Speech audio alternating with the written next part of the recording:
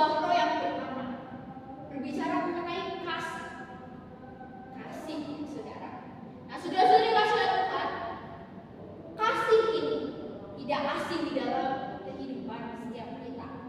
Setiap orang pasti pernah merasakan atau kita juga pernah berharap menerima kasih, entah dari keluarga kita, entah dari saudara kita, sahabat kita, atau di sini mungkin dari saudara-saudari sudah punya pacar gitu ya, dari pacar saudara, suami, bapak ibu atau istri dari bapak ibu saudara gitu ya.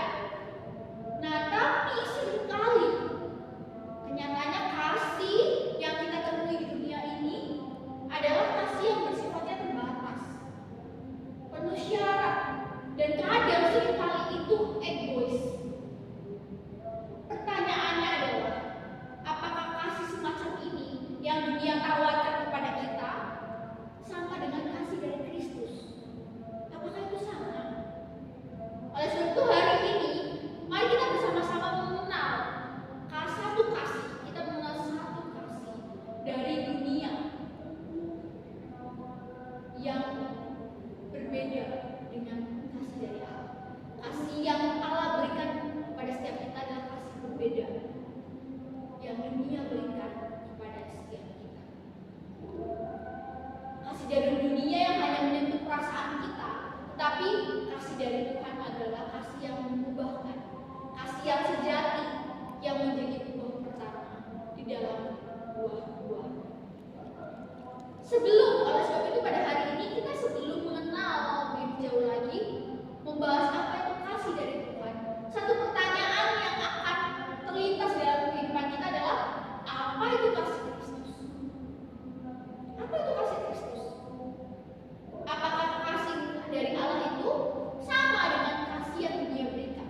Apakah sama? Mungkin ada yang menjawab, ya mungkin sama, lose, kan itu kasih ya, kasih yang pasti lose.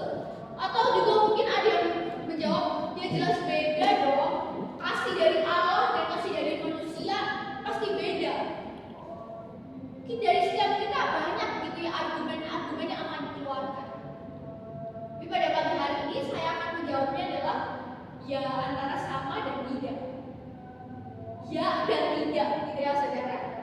Maksudnya apa ya-nya di sini? Ya-nya di sini adalah kita pasti semua pernah mengalami dan memberikan kasih dalam bentuk perhatian, dalam bentuk semangat, memberikan semangat kepada orang lain, dalam bentuk pengorbanan.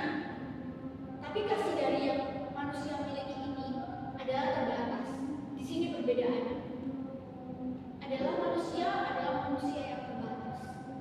Sebaliknya kasih dari Allah, kasih yang Allah berikan kepada manusia adalah kasih yang tidak terbatas. Kasih yang sama dalam bentuk dasar kasih, tetapi berbeda dalam sifatnya dan kualitasnya berbeda saudara. Ada dua bentuk kasih dari Allah. Yang pertama adalah common grace, kasih sebagai anugerah. Kasih sebagai anugerah. Kasih sebagai anugerah ini yang Allah berikan kepada manusia itu kasih secara umum gitu ya saudara, tanpa memandang status. Misalnya kita semua manusia dapat merasakan hari yang baru, matahari yang indah, lingkungannya sejuk, udara yang gratis, oksigen gratis. Kalau di rumah sakit bayar ya saudara. Tapi Tuhan berikan itu semua kepada setiap kita. Itu adalah kasih sebagai anugerah umum, common grace. Tetapi yang kedua adalah kasih sebagai anugerah khusus.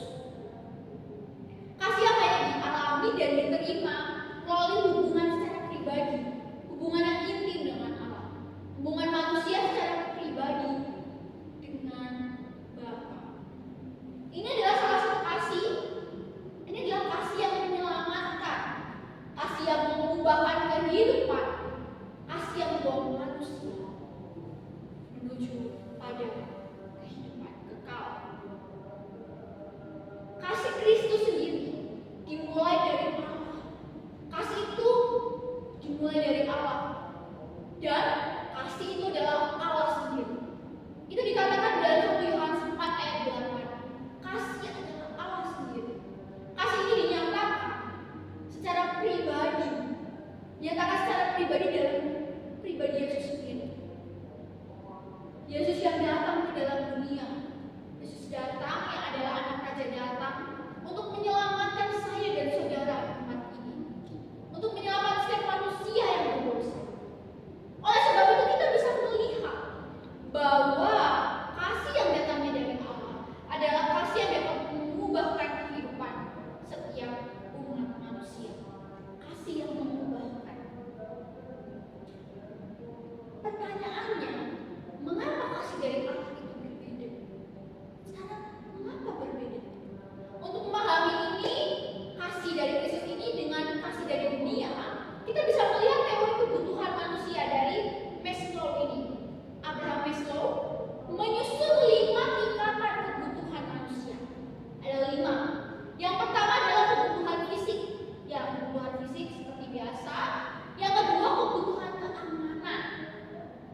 ketiga adalah kasih dan penerimaan.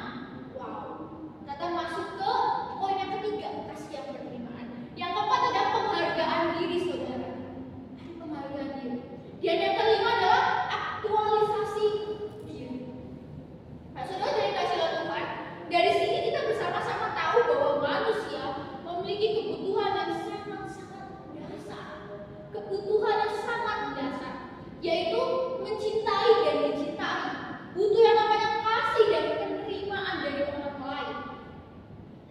Akan tetapi, karena dosa, kebutuhan dasar ini mengenai kasih ini semua tercemar. Kasih itu tercemar, saudara. Dosa yang membuat manusia mencari kasih itu bukan dari sumber kasihnya. Kita tadi bisa menyetujui bahwa kasih adalah dari Allah sendiri. Karena dosa, manusia mencari kasih itu dari luar Allah, bukan dari Allah lagi. Akibatnya kita seringkali menggantikan Allah dengan hal-hal duniawi. Orang-orang bahkan berlomba-lomba menampilkan versi dirinya yang terbaik agar dikagumi, agar dicintai, agar diterima, dipuji orang lain. Mereka berharap dikasihi oleh dunia ini. Tapi kenyataannya saat ini, saudara, kita mengetahui bahwa banyak sekali anak muda atau bahkan orang-orang dewasa juga berani bayar harga, mau uang sebanyak apapun dia bayar, atau bahkan nyawanya sendiri demi bisa diterima, demi bisa dikasihi oleh dunia. Tetapi sangat disayangkan, saudara-saudara, dunia tidak pernah bisa memberi kasih itu, kasih yang kekal itu, kasih yang sejati. Karena kasih dari dunia, kasih yang dunia berikan, kasih manusia adalah kasih yang terbatas, penuh sekali dengan syarat-syarat, dan berbeda sekali dengan kasih yang Allah berikan. Kita bisa bersama-sama melihat satu bagian firman Tuhan, kisah satu bagian firman Tuhan, yaitu kisah dari perempuan Samaria di dalam Yohanes pasal 4. Kita mengetahui bahwa perempuan Samaria ini memiliki masa lalu yang cukup kelam, ya saudara. Dia 5 suaminya, mantan suaminya sangat banyak, 5 ya saudara. Dan cowok pria saat ini yang bersama dengan dia adalah bukan suaminya. Cukup kelam.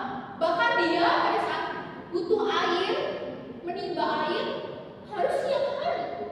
Padahal wajarnya kalau cewek-cewek bersih-bersih gitu ya, menimba air itu pagi-pagi supaya bisa dipakai untuk kebutuhan sehari-hari. Tapi perempuan ini sengaja untuk menimba air itu siang hari.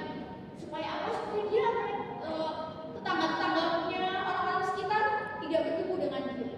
Dia sangat menghindari diri untuk bertemu dengan orang lain karena dia takut dihakimi. Karena dia sadar bahwa dia ini adalah manusia yang berdosa, dia salah, patut dihakimi. Oleh sebab itu dia menghindar, saudara. Tetapi Yesus dengan kasihnya tidak menghindari. Justru Yesus datang, dan pada saat itu bukan Yesus Kristus bukan menghakimi, tetapi justru memberikan air kehidupan, memberikan satu pengharapan, kasih yang dunia tidak bisa berikan kepada perempuan Samaria ini. Bahkan kasih kebutuhan yang dalam, kasih sejati ini Tuhan berikan. Kalau kita lihat perempuan Samaria ini bergonta-ganti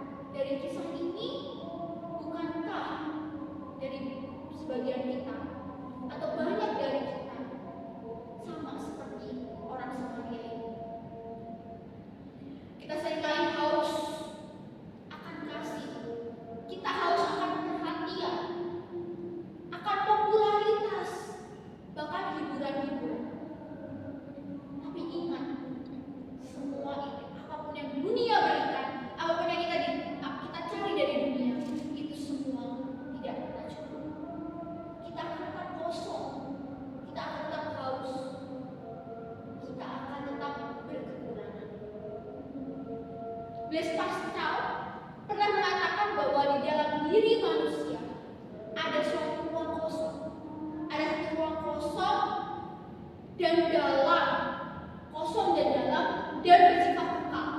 Kalau kita mendengar hal ini, kita tahu gitu ya, lubang ini dalam, gelap. Oleh sebab itu lubang dalam ini tidak bisa diisikan oleh apapun yang bersifat fana, tidak bisa. Hanya bisa diisi oleh hal-hal yang bersifat kekal, saudara. Lubang yang kekal hanya bisa diisi oleh bersifat yang kekal. Dan hanya jawabannya adalah Kristus. Hanya Kristus yang bisa mengisi kekosongan dalam hidup kita. Hanya Yesus Kristus yang bisa mengisi lubang kegelapan di dalam kehidupan kita. Sisi kosong, kegelapan dalam kehidupan manusia. Ketika manusia mencoba gitu ya mengisi hal-hal itu dengan hal-hal duniawi yang kita kejar di dalam dunia ini, akan selalu kosong, saudara. Tetapi jika kita mencari hal kasih itu, mencari kekosongan itu di dalam Tuhan, kita pasti akan dipenuhi oleh kasih-Nya yang senantiasa ada di dalam diri kita. Di dalam Filipi 2 ayat 6-8, kasih dari Yesus ini dijelaskan seperti ini, saudara. Yang walaupun dalam rupa Allah tidak menganggap kesetaraan dengan Allah itu sebagai milik yang harus dipertahankan, melainkan telah mengosongkan dirinya sendiri dan mengambil rupa seorang hamba dan menjadi sama seperti manusia. Dan di dalam keadaan sebagai manusia, ia telah merendahkan dirinya dan taat sampai mati, bahkan sampai mati di atas kayu salib. Perhatikan kalimat ini, saudara. Melainkan telah mengosongkan dirinya dan mengambil rupa seorang hamba dan menjadi sama dengan manusia. Dan juga perhatikan, ia telah merendahkan dirinya taat sampai mati. Dari kalimat yang saya tekankan ini adalah bukti kasih Kristus. Kasih yang tidak mementingkan diri sendiri. Kasih yang benar-benar Dia nyatakan bagi manusia. Bahkan Leo sendiri pernah berkata bahwa kasih sejati adalah ketika seseorang memilih untuk mengabaikan dirinya sendiri dan menaruh perhatian tertinggi kepada orang lain. Perhatian tanpa pamrih, tetapi suatu kasih yang benar-benar dinyatakan. Dan buktinya apa? Salib. Jadi adalah salib Yesus itu. Kalau kita tahu gitu ya, salib pada zaman itu adalah tanda hukuman yang paling mengerikan, hukuman tertinggi, kejam, simbol kehinaan, simbol kutukan. Namun semua itu telah dipatahkan dan sekarang oleh pengorbanan dari Yesus, salib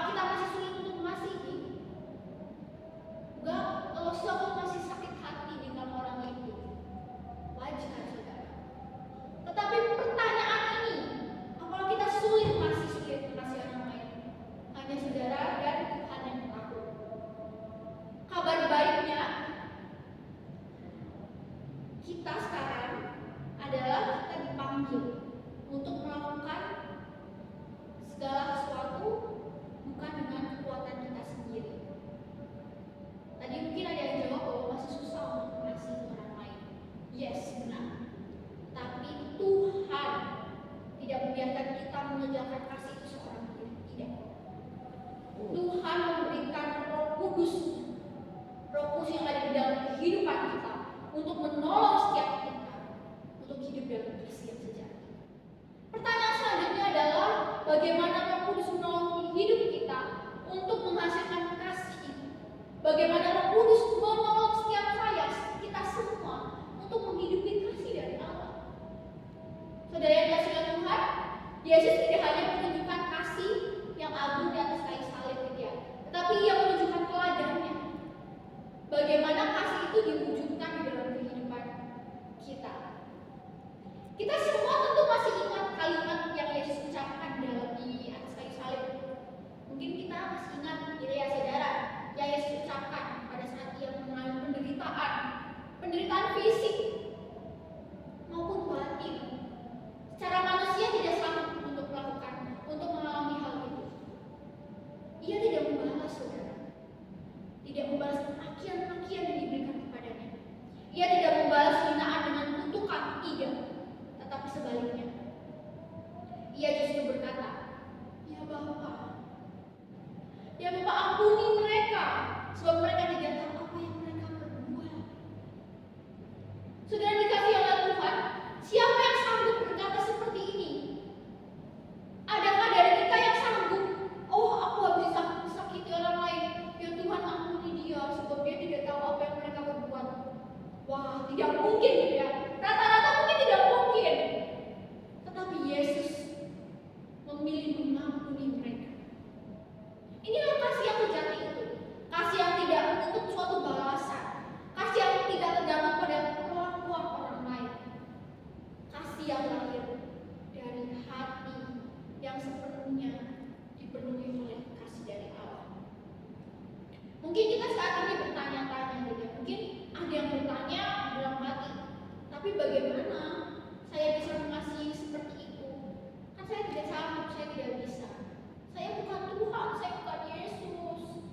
Saya pun manusia yang sangat terbatas. Saya punya trauma, saya punya luka. Ya, betul saudara. Betul, itu semua betul. Kita tidak bisa mengasihi orang lain seperti kasih yang Yesus berikan kepada kita. Ya, benar betul.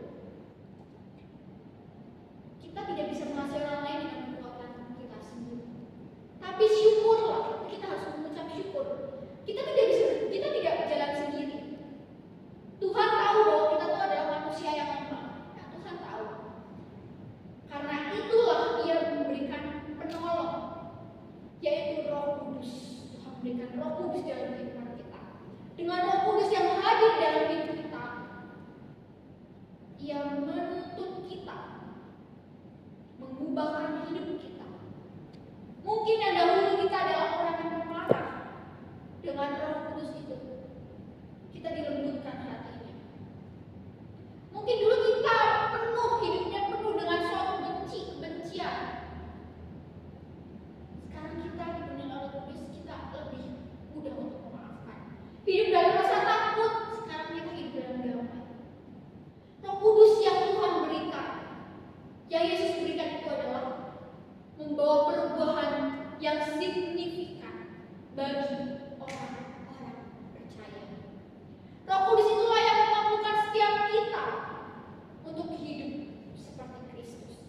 Seperti dalam Galatia 5 ayat 22 yang tadi kita bacakan bersama. Bahwa roh pertama adalah kasih.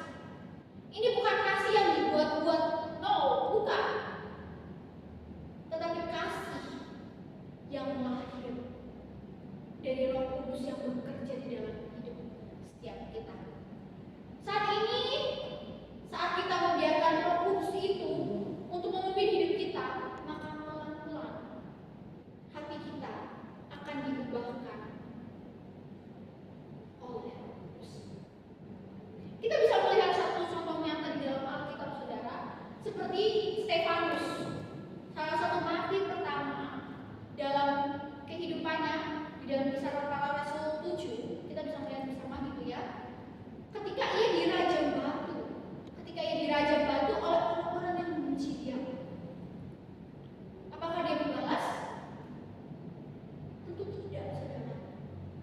Justru ia mencontoh Tuhan Yesus dalam kehidupannya. Dia berseru seperti gurunya. Dia berseru seperti ini, saudara. Tuhan, jangan tanggungkan dosa ini kepada mereka. Dalam kisah para rasul itu dijelaskan bahwa bagaimana Stefanus tidak ada rasa kemarahan, tidak ada rasa ingin membalas dendam, tidak. Justru dia mendoakan orang-orang tersebut. Pertanyaannya, dari mana kekuatan? Kekuatan itu datang. Bagaimana kekuatan itu bisa datang dalam diri Stefanus? Kita sudah tahu bersama itu adalah hanya dari Roh Kudus yang menguatkan kehidupan Stefanus. Sebelumnya juga dijelaskan bagaimana Stefanus yang penuh dengan Roh Kudus, hidupnya penuh dengan Roh Kudus. Itu adalah bukti nyata bagaimana jika Roh Kudus tinggal dalam hati kita, Roh Kudus tinggal dalam setiap kehidupan kita, kita dapat memberikan kasih kepada orang lain. Lalu bagaimana dengan kita saat ini, saudara? Mungkin saat ini kita sedang dilempari batu. Dilempari batu secara fisik. Maksudnya apa? Tidak secara fisik dilempari batu gitu ya. Tidak secara fisik, tetapi mungkin kita sedang dilempari dengan kata-kata yang menyakitkan. Kita dikhianati. Wah, sakit sekali dikhianati, saudara. Dipermalukan oleh teman kita. Kita difitnah, kita dibohongi, kita ditipu. Semua orang pergi. Kita seakan-akan sendiri dalam dunia ini. Secara manusiawi, ya saya tidak kuat. Kita rasa ingin membalas orang-orang itu. Kita ingin menjauh. Kita ingin mengatakan bahwa sudah cukup Tuhan, saya tidak mau. Sudah Tuhan panggil saya saja Tuhan. Saya tidak kuat hidup dalam dunia ini. Benar ya saudara, ya, kalau lagi mengalami pergumulan pasti kita sering kali mengatakan hal itu ya saudara. Tetapi saudara, pada saat kita mengalami pergumulan itu, pada saat kita datang kepada Tuhan, disitulah Roh Kudus mau bekerja dalam hidup kita. Ketika kita membuka hati kita, ketika kita menyerahkan kehidupan kita, ada kehendaknya dan berkata, Tuhan, aku tidak sanggup lagi Tuhan, aku tidak sanggup.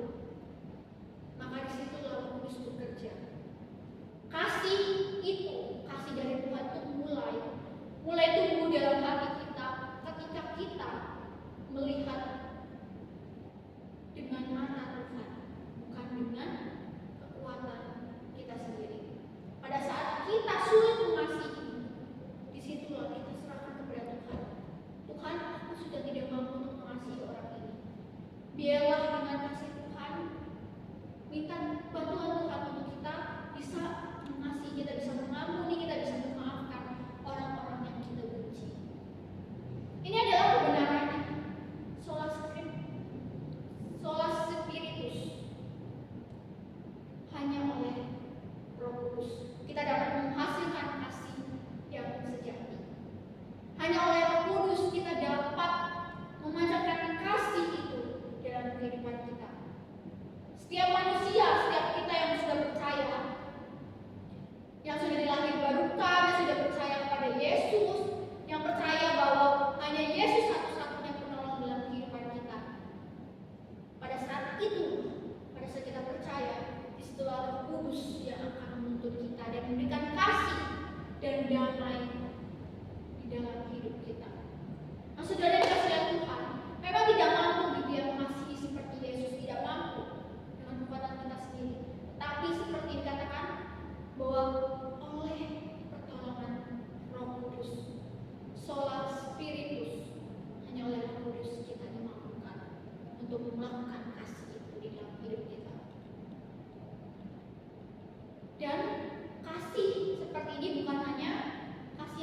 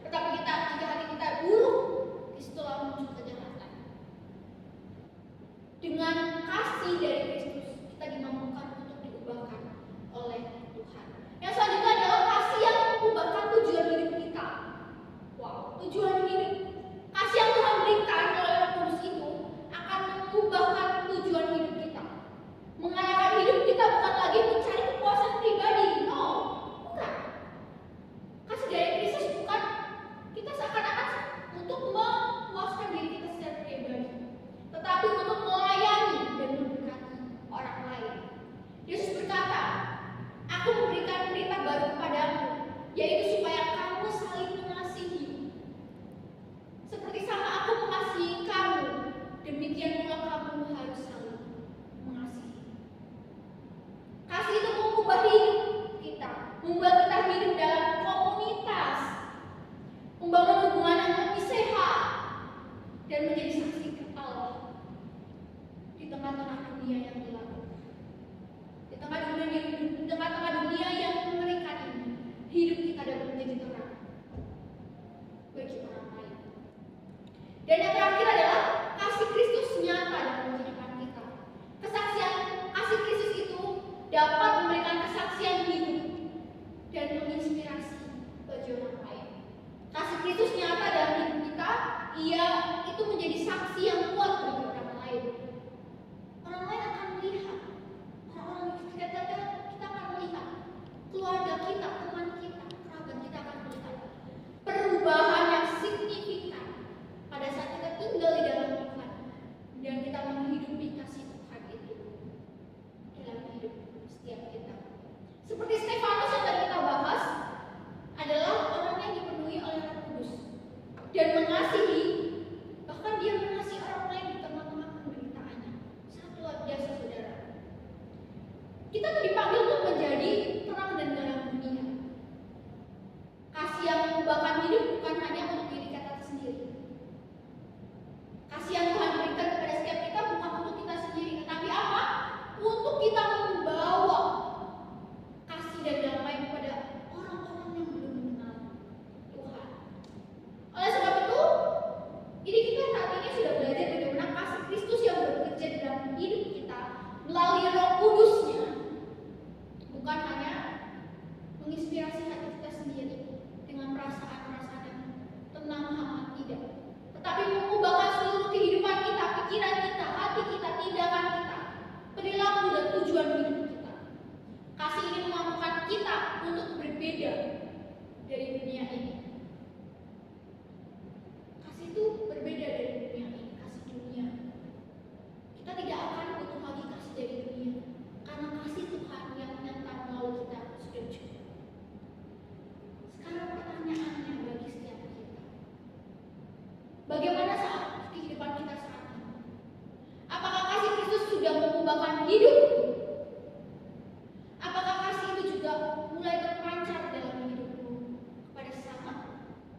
Dan pertanyaan yang terakhir, apakah jemaat yang tempat ini, saudara-saudari, bapak ibu di tempat ini, membiarkan Roh Kudus memimpin hidup kita untuk belajar mengasihi seperti Kristus mengasihi setiap kita?